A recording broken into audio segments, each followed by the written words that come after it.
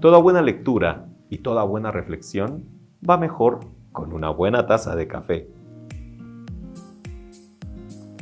Ya estamos listos para la nueva temporada del Café Bíblico Teológico de Semisud.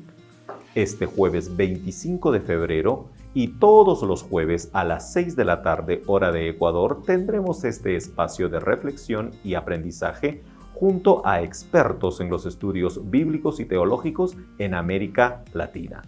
Solo nos hace falta que tú nos acompañes. Café Bíblico Teológico. Nos vemos.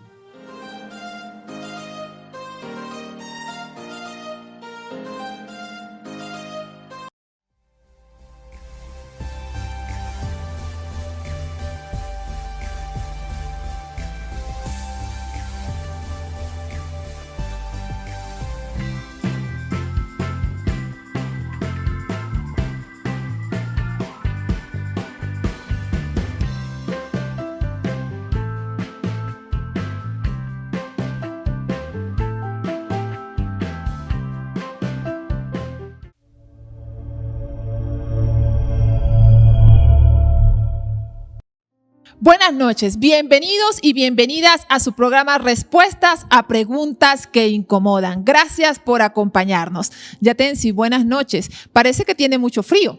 Sí, está haciendo mucho frío en Quito y por eso uso saco. Es cierto. O si no me muero de frío, Yatensi. Sí. Me muero de frío. Aunque aquí nunca sabemos si hace verano, si hace invierno, nunca sabemos, Yatensi. Es un solo clima.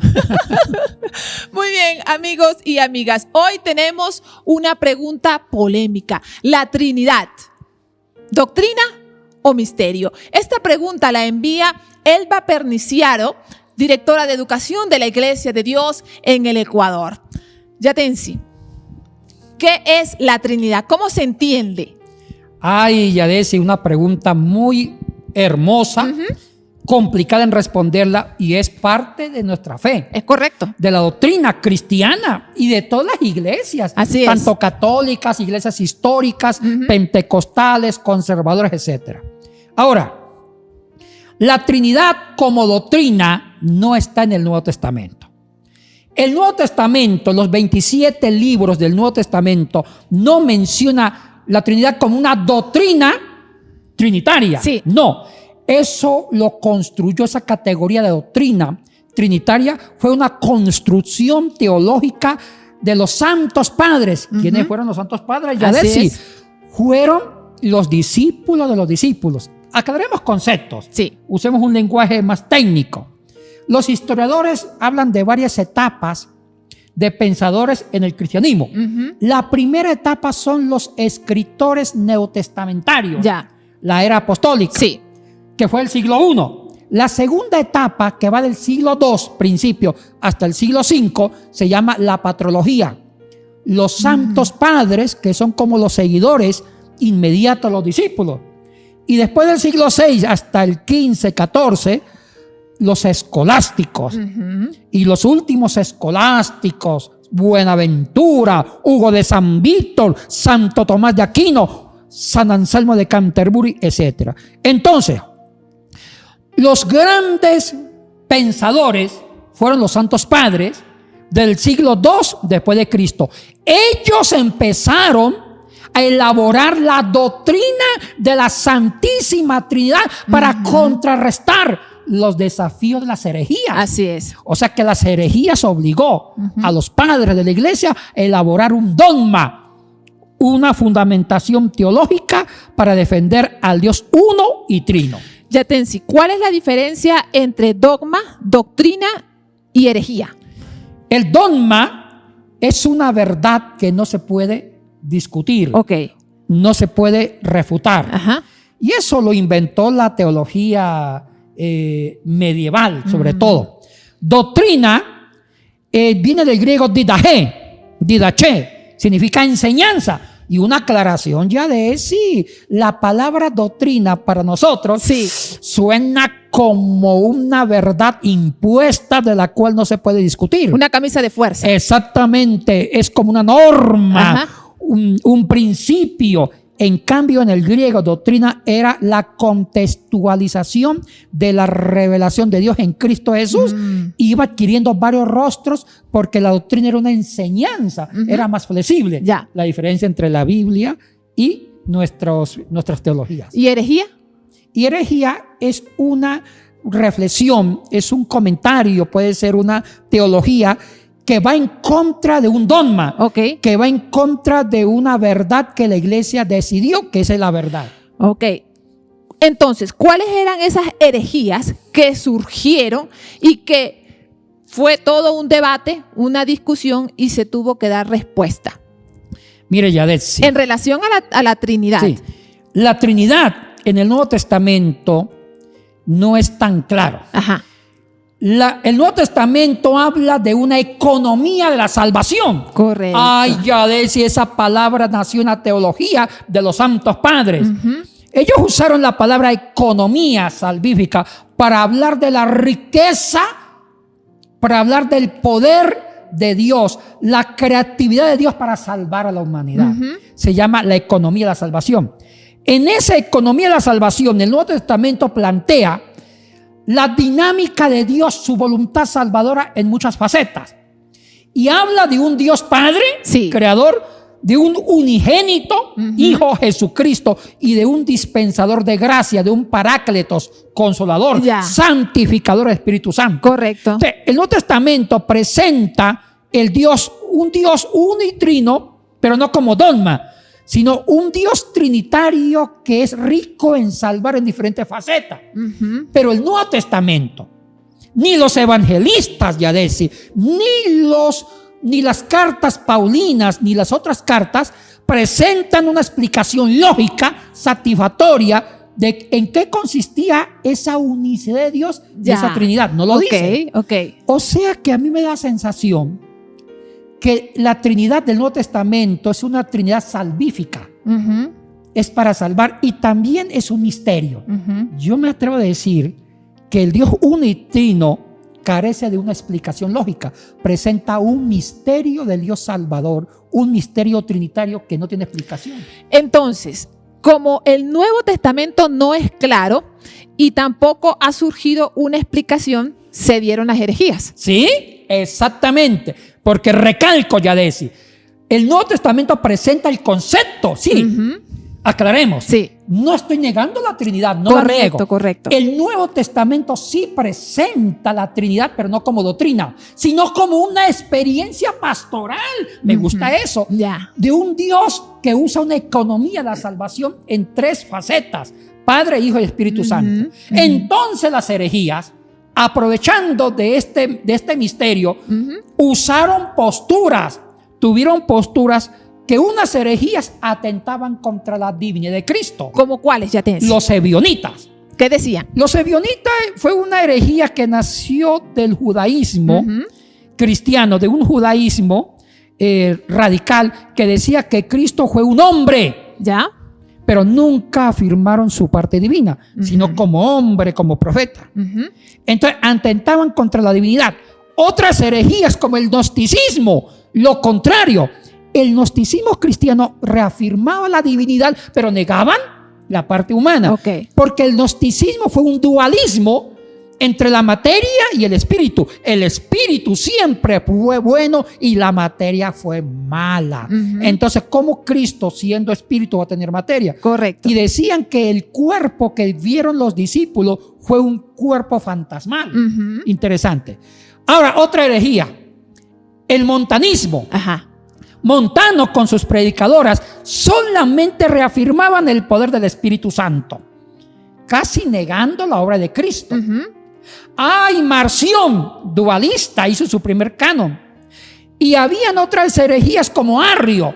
Arrio decía que Cristo fue un Dios chiquito, que Cristo fue más humano y el Padre tenía su propia esencia, pero la divinidad del Hijo no era la misma divinidad del Padre, porque la divinidad del Hijo era por voluntad, más la divinidad del Padre era por esencia. Entonces, ante ese menú de herejía, los santos padres convocan el primer concilio ecuménico para definir posturas que ayudara a defender, a hacer apologética contra la avalancha de las herejías. Y ahí nació el Concilio de Nicea, celebrado en el año 325 en Bitinia, en Asia Menor, lo que ahorita es Turquía. Antes de ir a las posturas, Yatensi, ¿la palabra Trinidad está en la Biblia? No. ¿Quiénes acuñaron entonces este término? La palabra del Dios uno y trino y Trinidad no está en el Nuevo Testamento. Este es un vocabulario que tuvo una evolución en los santos padres. Primero nació en griego. La palabra Trinidad viene de trias, que significa triada. Nació por un santo padre en el año 180. Pero Tertuliano en el año 215 usó el latín. Trinitas. Trinitas significa tres. Entonces Tertuliano fue el que acuñó técnicamente la figura de Trinitas para las tres personas en el Nuevo Testamento. ¿Cómo se entiende la Trinidad desde las funciones que tiene o que cumple Dios, Hijo y Espíritu Santo en todo el recorrido bíblico?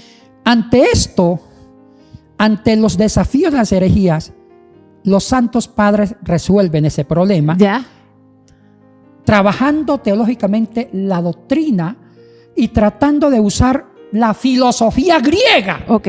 Usaron la metafísica de Aristóteles como instrumento, como sierva de la teología para explicar verdades misteriosas. Ellos tenían que trabajar la doctrina de la Santísima Trinidad para discutir contra las herejías. No tuvieron alternativa.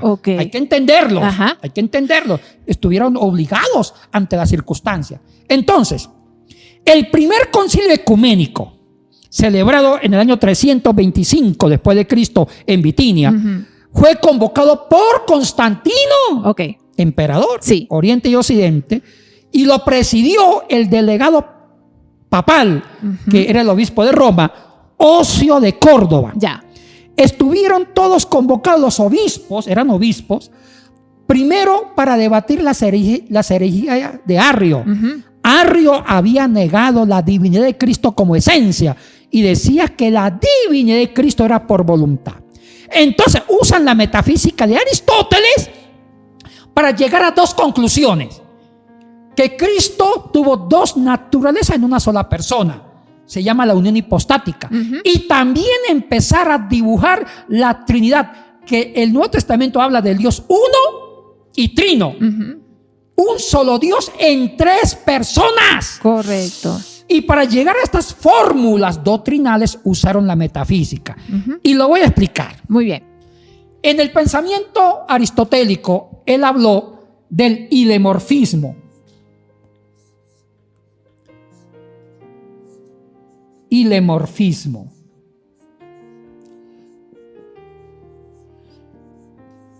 Ya. ¿Qué es el ilemorfismo? Para Aristóteles, todos los seres vivos tienen una unidad sustancial. Correcto. Tanto los seres humanos como los animales y también la vegetación. Una unidad sustancial. Ese ilemorfismo, que es la configuración estructural de todo ser vivo, es una unidad sustancial de dos partes. Primero, de materia,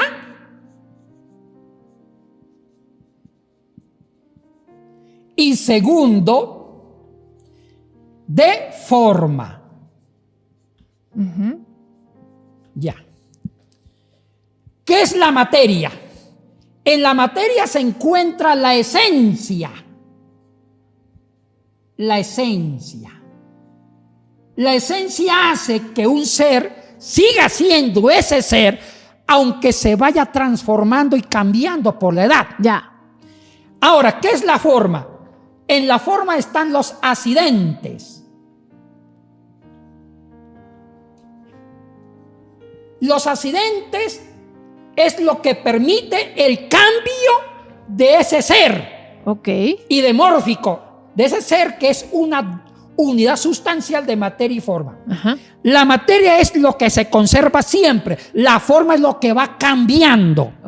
Ahora, la materia se caracteriza por la esencia. La forma es los cambios que se somete a la esencia. Entonces, la esencia. Un ejemplo, Yadetsi Rodríguez. Yadetsi Rodríguez nació. Oye, ¿cómo usted sería de chiquita cuando nació? Linda, Yatensi, Yo hermosa. creo que sí. Lo acepto por fe. Yo creo que sí. Entonces, nace Yadetsi, pero Yadetsi va creciendo hasta morir a los 120 años. Profecía Yadetsi. Esa es una felicidad. años. Pero en los 120 años, Yadetsi mantuvo su esencia de Yadetsi Rodríguez Sequera, aunque la forma fue cambiando, fue creciendo, fue engordando, el pelo le creció, Cambiando de color. Esos son accidentes. Ya. Ahora, ¿qué es lo que une la esencia con los accidentes? La sustancia. Muy bien. Cuidado, algunos escriben sustancia con B y otros no ponen B. Correcto. Puede ser sustancia o sustancia. La palabra sustancia viene del griego ousia. Ya. Ousia, sustancia. Y viene una palabra que se llama homoousia. Homo, igualdad. Ousia, sustancia. Igualdad de sustancia. ¿Puede anotarla acá, Yatensi, por favor? En griego, sí. Sí. Voy a ponerlo en griego. Bueno, en la transliteración.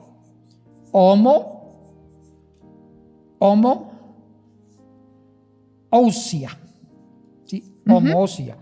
Homoousia, igual de sustancia. Esto es una transliteración del griego al español. Sí. A veces puede llevar dos o solamente o. Homo es igualdad, ousia, sustancia. Eso es lo que se traduce al español como sustancia. Ya. Ahora, entonces dice Aristóteles, hay 9 accidentes. ¿Cuáles son los 9 accidentes? Pero esos accidentes están relacionados con la sustancia. Sí, los accidentes están unidos a la esencia por la sustancia. Ok. La sustancia une la esencia con el accidente. Usted va creciendo, Sí. va envejeciendo. Aunque usted crezca, envejece, la sustancia hace, o sea, lo que se transforma en la sustancia, pero la sustancia está unida a la esencia. La esencia de Yadetsi nunca va a cambiar. Correcto. Usted sigue Permanece. siendo Yadetsi. Sí, sí. Y tiene el mismo número de cédula, Sí. su misma identidad, sus mismas huellas digitales. Es la Ya. misma. Es la esencia y la sustancia evidencia la esencia. Hay un cambio de sustancia, hay una transustanciación por los accidentes. ¿De cuáles son los accidentes? La cantidad, pueden ser los años que usted tenga, cantidad, cualidad, o sea, Yadetsi es honrada, es una cualidad, pasividad, pongamos, recibe influencias, o sea, usted recibe órdenes de otra persona, Ok. pasividad, actividad, usted es bombera, actividad o maestra, Yeah. actividad. Está el espacio, Yadetsi vive en Cachapamba, o sea, parte de Sangolquí, eso se llama el espacio. Tiempo, tiene 70 años, tiempo. 6, la relación, casada con Juan Pérez, relación.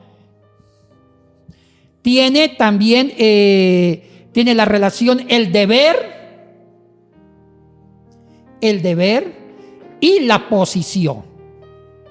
Bueno, solo para aclarar que en la relación es solo un ejemplo, ¿verdad? Es un ejemplo. Oye, No puede hay- ser una, No hay Juan Pérez en mi vida. puede ser una profecía, Yadetsi. Acepte bien. la profecía. Entonces, hay 9 accidentes: cantidad, cualidad, pasividad, actividad, espacio, tiempo, relación, deber y posición. Correcto. Un ejemplo: Yadetsi Rodríguez tiene 50 años, es honrada, obedece, es activa en el ministerio, vive en Cachapamba y así. Sí. Relación casada con Sí, Juan sí. Pérez. Esos son los accidentes de la forma. Pero esos accidentes están unidos a la esencia de Yadetsi. Aunque Yadetsi cambie los accidentes, sigue siendo Yadetsi por esencia. ¿Qué es lo que permite el cambio de accidente? La sustancia. La sustancia se va transformando en cantidad, cualidad, pasividad, la sustancia. Entonces, Este lenguaje se aplicó a la Trinidad. Ahora sí vamos entendiendo. En la Trinidad. Y empezó a aplicarse en el Concilio de Nicea en el año 325 después de Cristo. Ajá. Diciendo, Dios es uno. Dios es una unidad. Es lo que se llama unicidad. Ujú. Pero Dios en su materia tiene una esencia. Es Dios. Sí. Pero en esa esencia hay tres sustancias.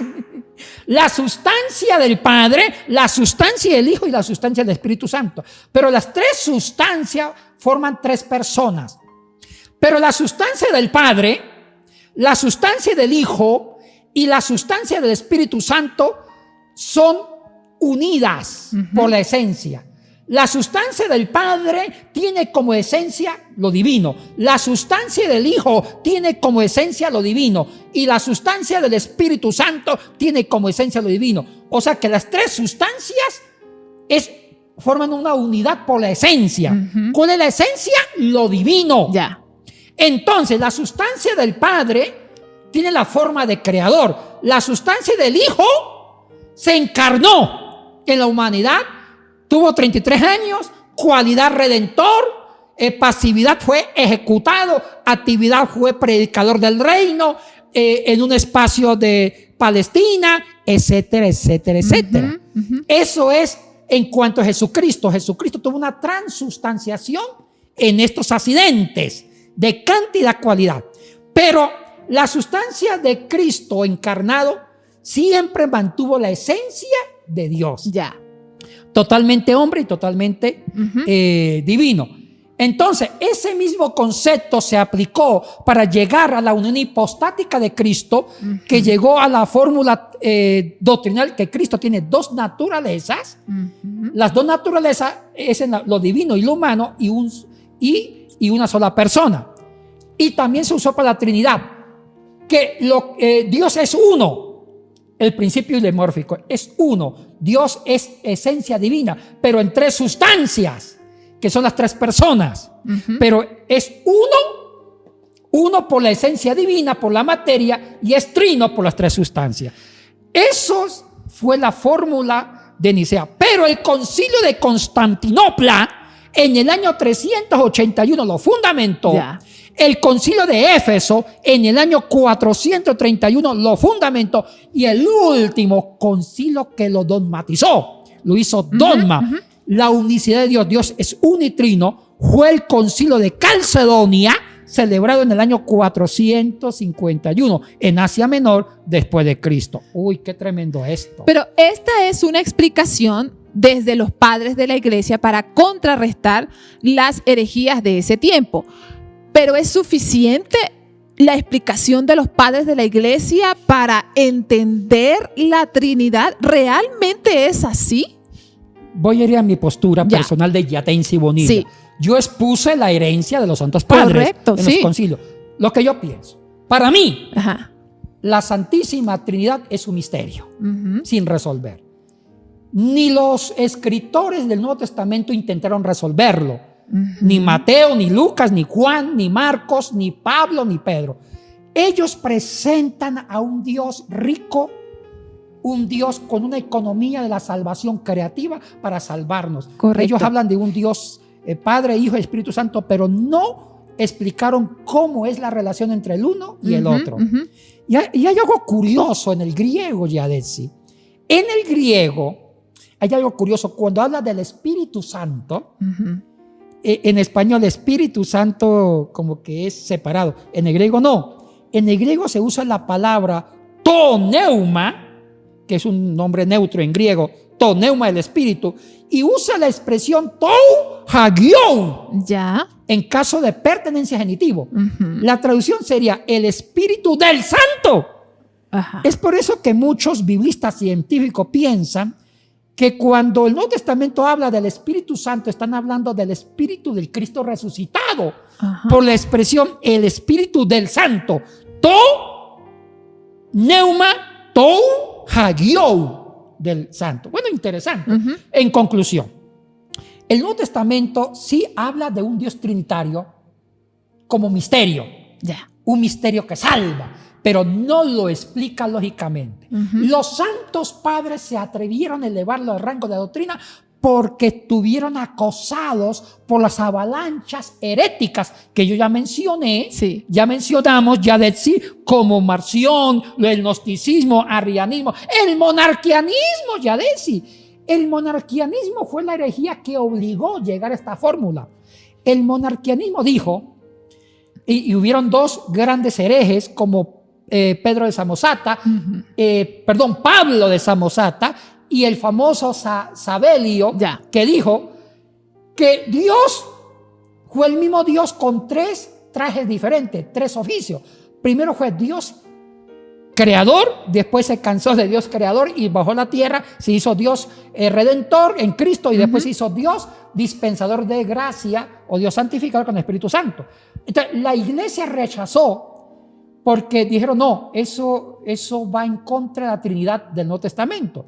Y llegaron a esta explicación. Esta explicación fue obligada para los santos padres para tratar de desbaratar las herejías. Entonces, en realidad, nadie sabe qué es la Trinidad en sí, porque existe un misterio. Existe. Como misterio. Correcto. Ya decir, no pretenda que una mente tan chiquita como la nuestra es cierto. trate de entender la naturaleza divina que es perfecta y que supera mi razón humana. Yo acepto la Trinidad por fe. Amén. Y terminó predicando. Terminé. Oiga, y Adesi, y otra cosita importante. Mire, cuando se estudia teología es importante estudiar filosofía. Correcto. Porque la filosofía, los santos padres la vieron y también la teología escolástica como la sierva de la teología. Porque acudieron a la filosofía para explicar cosas así. Así es. Y para tratar de desbaratar las herejías. Hablando de filosofía, Yatensi, Semisud está promocionando un nuevo curso, Introducción a la Filosofía, desde el 8 de marzo hasta el 9 de abril, los días lunes, miércoles y viernes, en el horario de 6 de la tarde hasta las 8:30 de la noche, con la profesora Esther Darrocha. Por favor, si está interesado, escriba al correo que aparece en pantalla. ¿Por qué es importante, Yatensi, entonces estudiar este curso exclusivamente? Estamos enseñando griego. Ya enseñé griego 1 y vamos a avanzar para el griego 2. Pero para ver el griego 2 y aplicarlo al Nuevo Testamento, aparte de saber griego, gramaticalmente tiene que saber la sintaxis de cada palabra, la semántica, el desarrollo de cada palabra, y ahí nació. Usted sabe que el griego no lo inventaron los judíos, sino que el griego nace en la cultura griega, y una lengua es la expresión mental de una cultura. Todo el engranaje del griego nace del quehacer filosófico de los grandes filósofos de antaño. Muchas gracias, Yatensi, y muchas gracias a ustedes también. Que Dios les bendiga y nos vemos el próximo martes. Bendiciones.